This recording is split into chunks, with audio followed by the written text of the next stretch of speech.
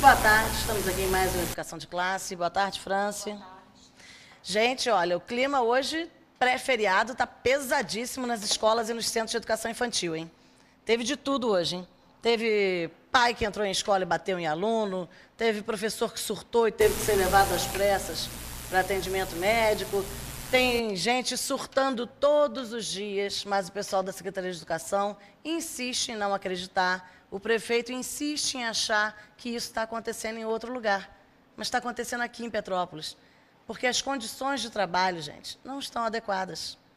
Franci, você já trabalhou com alguém que esteja estressado? Lá na tua escola tem gente estressada? Sempre tem, né? O pessoal realmente trabalha e trabalha estressado. Dependendo do jeito que você leva o dia ou das coisas que vão acontecendo, com certeza, isso. E nós temos contato todos os dias, né, Rose? Com pessoas que estão acontecendo isso. E é uma frequência. E a bola de neve está crescendo. E as pessoas, às vezes, não conseguem entender que o nosso tipo de trabalho, gente, não é uma coisa que você possa planejar e vai ser sempre igual todos os dias. Nas escolas e nos centros de educação infantil, cada dia é realmente um novo dia. Tem dia que você chega lá, as crianças estão na boa, os pais estão tranquilos. Tem dia que as pessoas já vêm trazendo problema de casa e chega lá e despeja tudo na escola, despeja tudo no centro de educação infantil. Quem quiser que dê jeito, né? Só que não é assim. Nos centros de educação infantil, a gente já vem falando há bastante tempo, muitas educadoras sobrecarregadas, sozinhas com turmas. E aí, como é que a pessoa faz numa situação dessa, para lidar com 15, 16 crianças sozinho? Isso é muito complicado, gente. Turmas grandes também nas escolas e a coisa está ficando cada vez mais apertada. A gente vai passar um videozinho agora para vocês, que é uma reportagem do Nova Escola, sobre justamente essa questão das condições de trabalho, como isso afeta o trabalho dos professores e sobre a questão da redução do horário de planejamento. Vamos assistir e depois a gente vai comentar. É hora de falar de uma demanda fundamental para os professores: condições de trabalho. Nossos repórteres Andressa Pelanda, Bruno Mazocco e Leonardo Sá fizeram uma reportagem especial sobre o tema. Da redação de Nova Escola e Gestão Escolar, esta é uma edição especial do Jornal da Educação.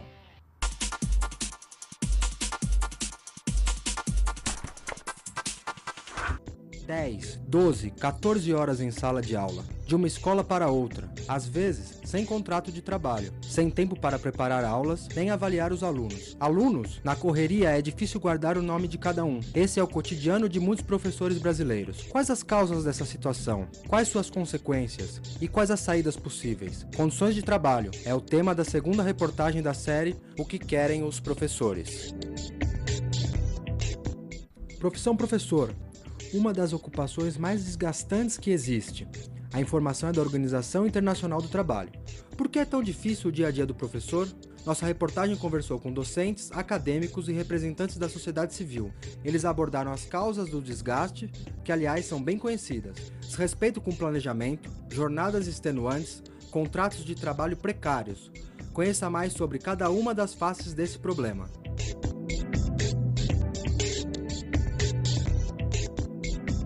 Hoje um professor ele entra 32 vezes nas salas de aula e tem 8 horas aulas para atividade extraclasse, é muito pouco. A jornada de trabalho ela está diretamente ligada às condições de trabalho.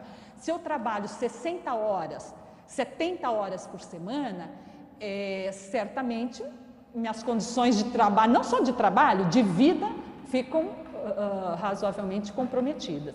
E, consequentemente, o trabalho. Então, isso acaba afetando a qualidade da educação. A Lei Federal 11.738, de 2008, chamada de Lei do Piso, estabelece, entre outras coisas, 2/3 da jornada de trabalho como limite máximo para o trabalho em sala de aula.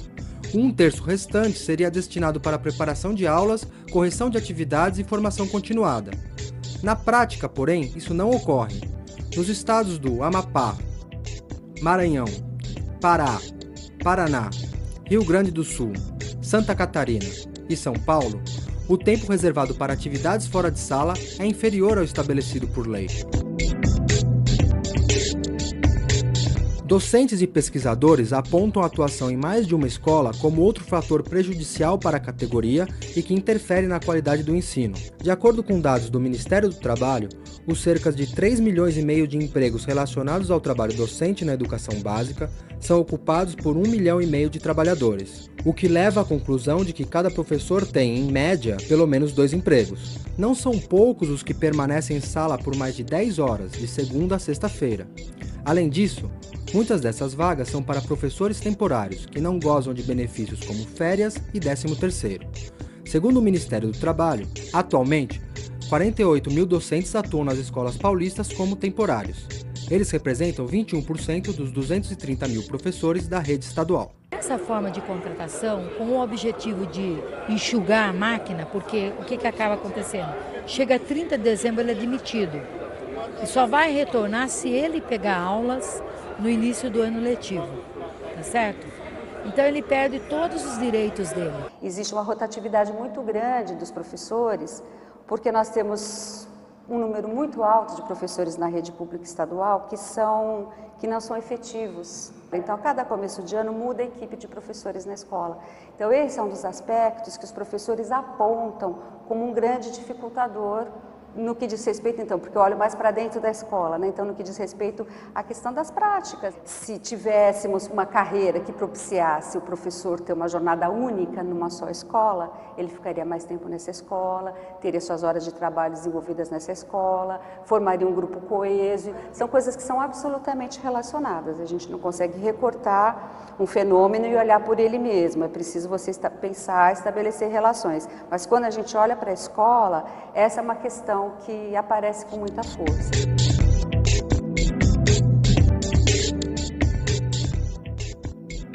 Você pode perceber que os profissionais de educação, eu acho que deve ser a categoria que mais fica doente. Quem está realmente na escola, né, ou sendo ATE, ou trabalhando em qualquer repartição, ou sendo professor, vai percebendo, essas pessoas vão percebendo que as condições de trabalho são muito ruins. De acordo com os dados do Sistema de Avaliação do Rendimento Escolar do Estado de São Paulo, o SARESP, no único dia letivo no estado, cerca de 12 mil professores efetivos estão ausentes das salas de aula, e mais de 90 horas-aula são perdidas por não haver substituição. Em média, os professores faltam 18 dias por ano. Pesquisas apontam que o elevado número de faltas se deve a problemas relacionados à voz e ao estresse associado ao trabalho.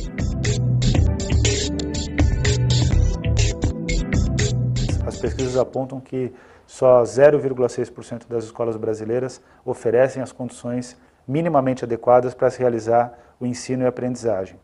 A sociedade brasileira, em alguns setores, costumou convencionar que é importante pensar no direito do aluno à aprendizagem. O inferno é que não existe direito do aluno à aprendizagem se não tiver o direito do professor de ensinar. Esse equilíbrio nunca é encontrado e esse equilíbrio ele é fundamental para a realização plena do direito à educação. Então, em termos bem concretos, nós precisamos ter escolas que sejam capazes de garantir a relação de ensino-aprendizagem. Isso está posto na Lei de Diretrizes e Bases da Educação Nacional, de 1996, e até hoje não é cumprido. Então, o desafio é bastante grande e o custo para o cumprimento desse desafio para as matrículas atuais é de 46 bilhões por ano. No Plano Nacional de Educação, a ideia é que o governo federal seja o responsável por essa complementação de recursos. Uma das coisas que é muito importante é essa ideia da possibilidade de um trabalho coletivo na escola, não é isso?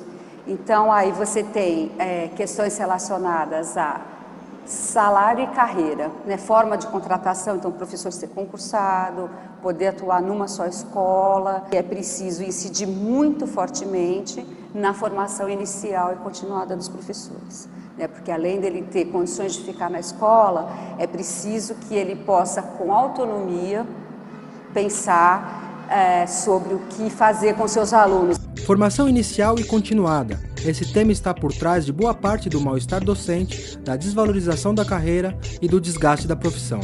Quer entender como isso ocorre? Discutiremos o tema na última reportagem da série O que querem os professores?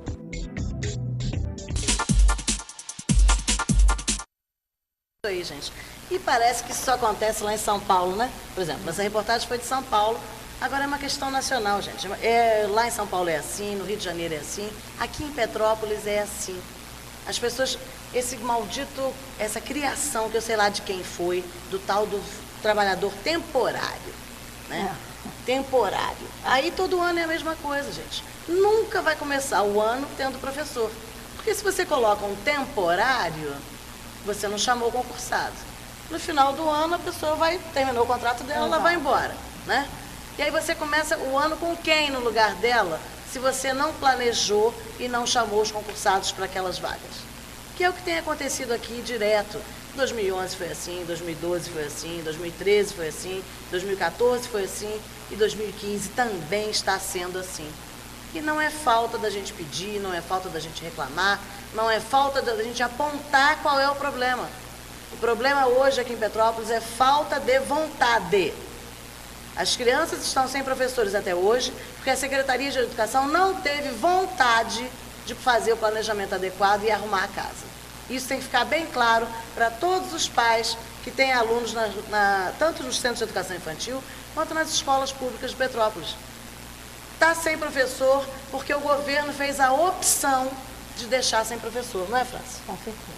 E essa opção, ela foi feita porque a partir do momento em que não se respeitou a chamada do concurso público, porque nós temos pessoas sim para entrar nessas vagas e não tínhamos necessidade de estar hoje com essa carência de pessoas dentro das escolas. Porque na realidade o que passou ali, né? O que nós acabamos de ver é a realidade do país e não é diferente não, porque aqui em Petrópolis acontece a mesma coisa. É sempre a mesma conversa.